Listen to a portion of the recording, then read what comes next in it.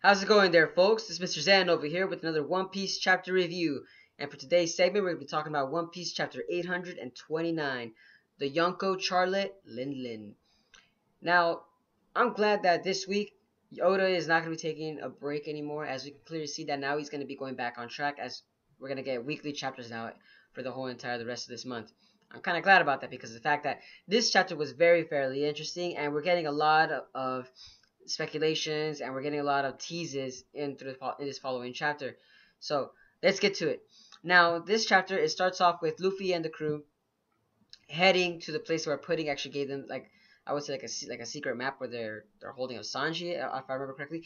So Luffy and the crew, they're just heading there, and then that they just kind of do like a little, you could say a little tease, as is to say like how the territory is still set up around the surrounding area, and how Luffy and them are actually you could say they're traversing through the waters.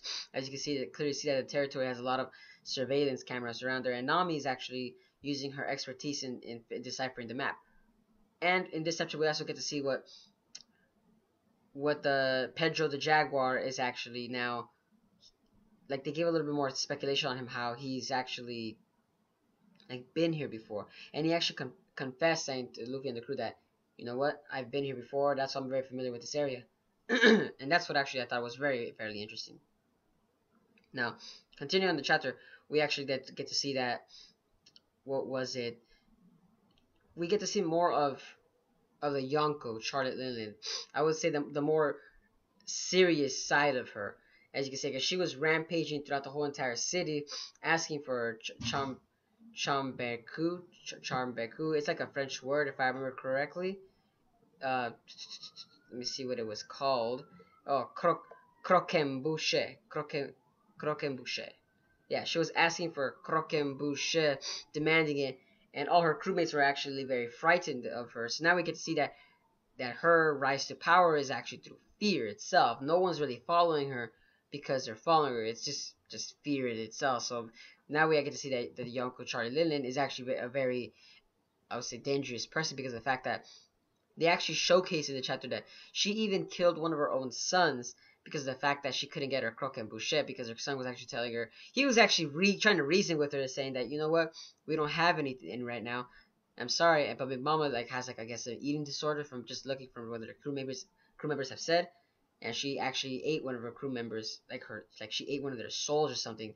It was weird the way that she did it. It looked like Laffy Taffy, like some kind of like Laffy Taffy came out of the person's body or something. I'm assuming it's Laffy Taffy because of the fact that it's going along with her candy theme. That's what I'm gonna say. It's like some kind of Laffy Taffy thing that came out of the person. His name was like Musket, and it came out of his body, and then she kind of ate it in itself. And I'm here thinking like, wow, there's no reason. There's no reasoning to this woman. But I feel like that's Oda's way of interpreting how scary and how frightening and how she became come to power, and why she's actually part of the Yonko. They're just trying to give her character progression, right, in this whole entire chapter. And in this chapter, we actually get to see more of the Yonko herself in this whole entire chapter. This whole chapter was literally about her and how she acts when things don't go her way. Like I said before, this chapter really is just explaining a little bit more about the Yonko Charlotte Lin Lin. And like I said before, they gave us that little tease when she was killing her own son as to what her powers would be. They didn't say what it was, but they showed us what she can do. So that's what's giving a lot of the viewers a little bit more tease in itself right there. And also, later in the chapter, she actually calms down when she gets her croquembouche.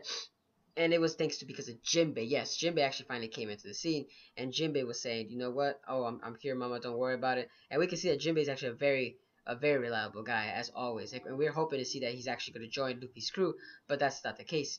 Because of the fact that at the end of the chapter, we actually get to see that Jinbei actually is now going to have a sit-down talk with Big Mom. And you got to remember, guys, if you guys remember back in the previous side panels from every single chapter that like Oda does in the beginning, how he does like little side stories, and you know how Jinbei actually found a poneglyph down at the bottom of the sea.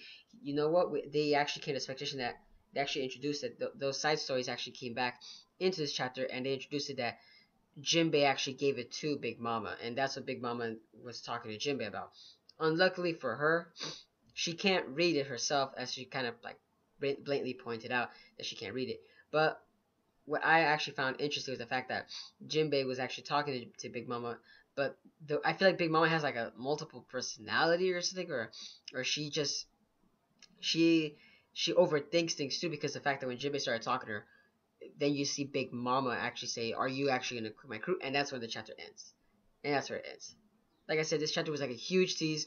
I'm glad that Oda is I'm glad that he's back, because of the fact that we finally get to see more of Charlotte Lin Lin, and we get to finally see more of Whole Cake Island, as the story now is actually starting to progress now.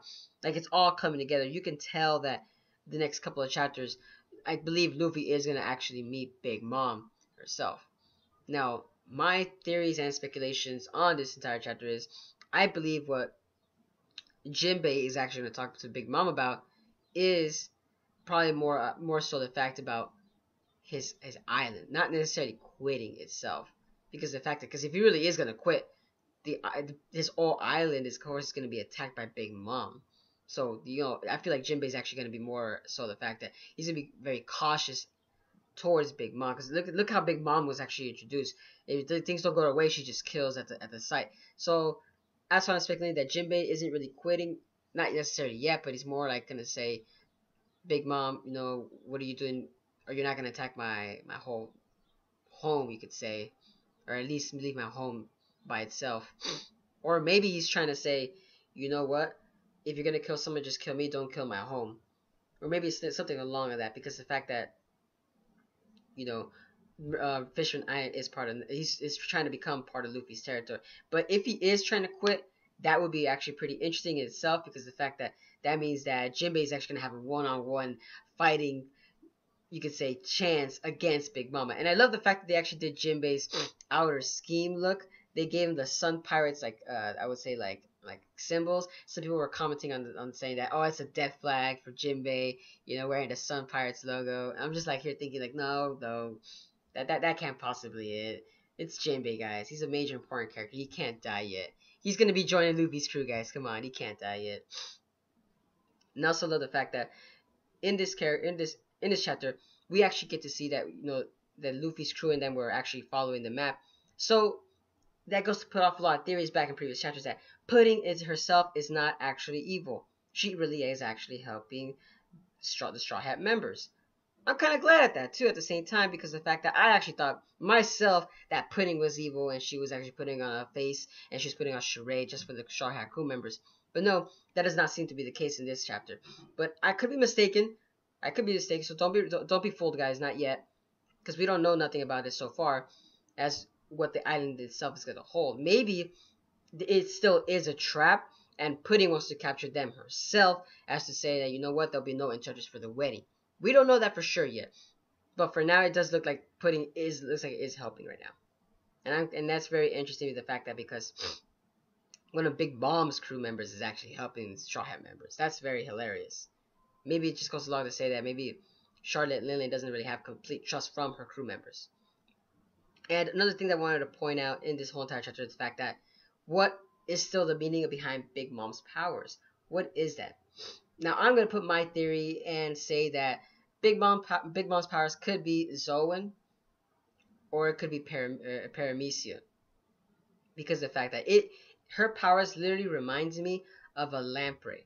I don't know if you guys know any of that animal out there, but a lamprey is basically like a giant worm that like sucks on blood of like other fish, or like whales or sharks. It's like a giant leech that just latches on and just like kind of like sucks the blood on that.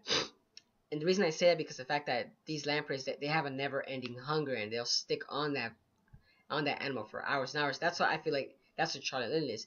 It might be like maybe like a zoan type animal that has like a never-ending hunger, or maybe her power is, since it could be also Paramecia, it could also have something to do with her stomach. Maybe it has something to do with her never-ending hunger. Maybe it's like a leech. Like, that's how I'm going with it. It's a leech, or something that has to do with something with her stomach, like a cauldron. Like, people are speculating that it's like a cauldron or something along the line of that. That like maybe that's why she could never be satisfied.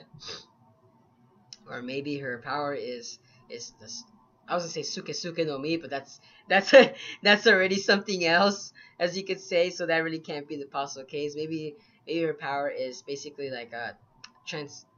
Since it's life draining, it could be something along with that. Because maybe we're overthinking things through, and it's just basically a life drain, and that's what it basically is. Or she could be just a witch in general, and that's just one of her abilities.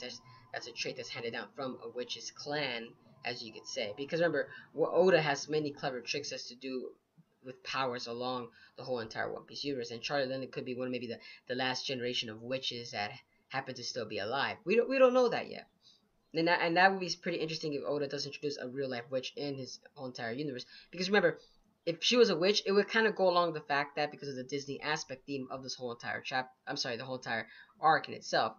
Because remember, Disney's house has like one evil witch in every single like movie. You could say witch or like a witch doctor or something along that. So maybe that's what the yokou Lin is.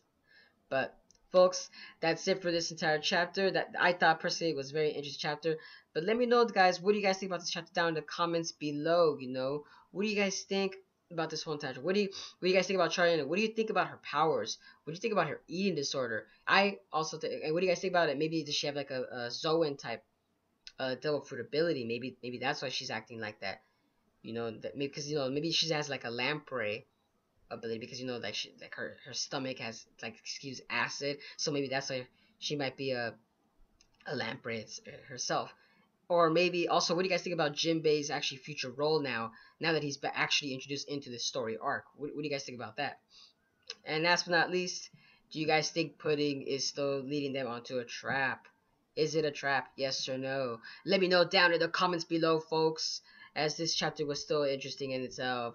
And as always, don't forget to subscribe to my YouTube channel. If you guys enjoy the content, click to the subscribe button. And as always, guys, have a wonderful day. This is Mr. Zen, signing out.